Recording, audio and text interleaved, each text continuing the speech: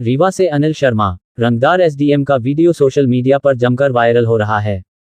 अब आया सच सामने, 64 एकड़ जमीन को लेकर चल रहा था केस।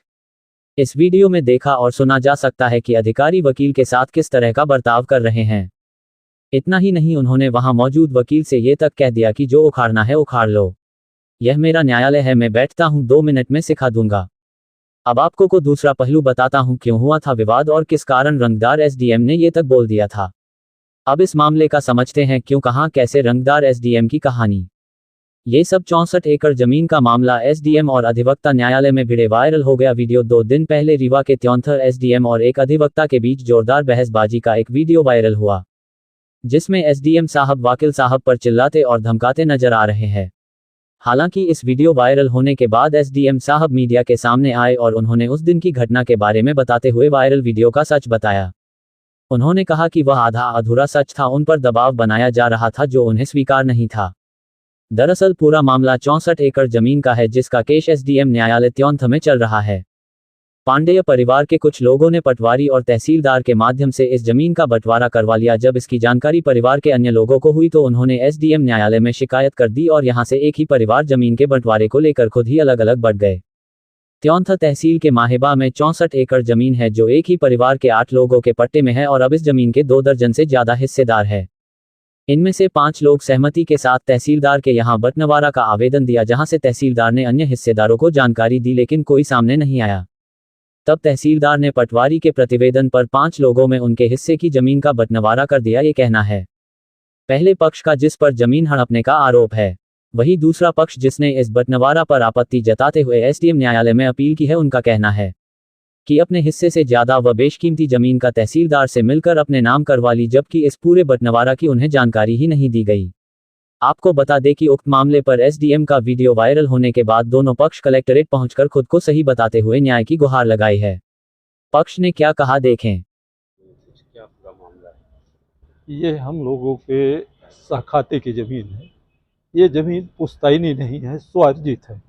1956 में जब इसका पट्टा हमारे बाबा, पिताजी और अन्य लोग 8 लोग मिलकर आवेदन दिए, 8 लोगों का नामांतरण सहखाते में हुआ।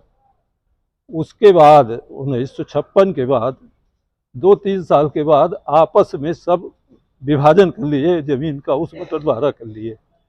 उसी पे आज तक हम लोग काबिज हैं। तो जमीन का बंटवारा तो पूर्वजों ने ही पहले ही कर दिया था। सिर्फ सहखाते से हमको अपनी ज़मीन अलग कराना था कि सहखाते से मेरी ज़मीन अब अलग हो जाए, ये कब तक पड़ी रहेगी। तो हम लोगों ने 8 पट्टेदार में 6 पट्टेदार 5 पट्टेदार मिलके आवेदन किए। सबको सम्मान हुआ, सूचना हुई, अन्य 3 लोग लेने से पहले इनकार कर दिए। तहसीलदार साहब, ये मेरे पास पूरे अभिलेख हैं, पट्टा है, इंतखाब हैं, बंटवारे के हैं, ऋण पुस्तिका है, सारे अभिलेख हैं 1/8 के, जो 1/8 साबित करता है ये अभिलेख। इसमें भी लिखा है, पट्टा है, उसमें लिखा है 8 पट्टेदार के नाम हिस्सा बराबर 1956 का है। ये इंतखाब 69-70 से लेके और 80-81 तक है, उसमें भी कब लिखा है जरिए हिस्से बांट। 8 पट्टेदार का कॉलम 3 में 8 पट्टेदार के नाम दर्ज हैं, उसमें भी हिस्सा बराबर लास्ट में लिखा है, जो वस्तुस्थिति सही है। उसी आधार पर हम लोगों ने बंटवारा करवाया। माननीय तहसीलदार साहब ने ये सारे अभिलेख देख के, अभिलेख के आधार पे सही नामांतरण किया, पटवारी प्रतिवेदन मंगाए, सब कुछ किए, जो सही पाए उसके तहत वो बंटवारा कर दिए। सोशल मीडिया के माध्यम से मैंने सुना कि तहसीलदार साहब पर भी लेन देन का आरोप लगा रहे हैं, जो वस्तुतः बहुत गलत है। किसी के ऊपर कोई षड्यंत्र या वो लगाना, अपराध लगाना, ये गलत है। अब वो अपील किए, अपीलार्थी गण ने अपील किए 15 मार्च को। इसमें 15 के बाद 21 तारीख लगी, 15 मार्च को किए, 21-3 को इसकी पेशी लगी और 21-30 की पेशी है। नोटशीट भी है अपने पास, नोटशीट भी है ये।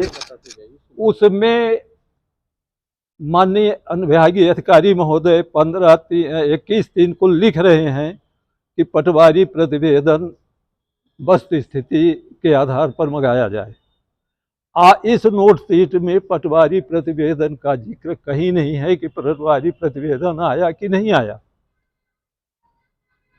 और तर्क में फाइल लगी है, निरंतर हर तीसरे दिन पेशी हो रही। क्या त्योंथर तहसील में एक ही अनुविभागीय अधिकारी महोदय के यहाँ एक ही फाइलें हैं कि और फाइलें हैं? अब 16 जुलाई को हमारे वकील माननीय राजेंद्र गौतम जी अनुविभागीय अधिकारी महोदय के यहाँ पहुँचे और उन्होंने यही जिक्र किया।